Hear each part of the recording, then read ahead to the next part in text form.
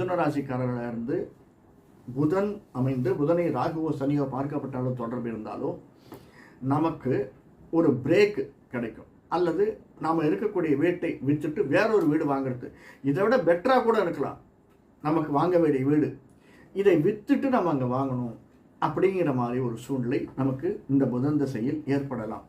அது ராகுவோடு கூடிய புதன் ராகுவால் பார்க்கப்பட்டவுடன் 7ஆம் இடத்துல புதனோடு கூடிய ராகுவோ கேட்டு போயிருந்தாலும் ராகுவால் பார்க்கப்பட்டாலோ அல்லது சனியால் பார்க்கப்பட்டாலோ சனி நல்ல இடத்தில் இல்லாமல் இருந்தாலும் இதற்கான சாத்தியக்கூறுகள் நமக்கு வரும். சரி சார், இதெல்லாம் சாத்தியக்கூறுகள் இருக்கு, இதை எப்படி அவாய்ட் பண்ணிக்கிறது?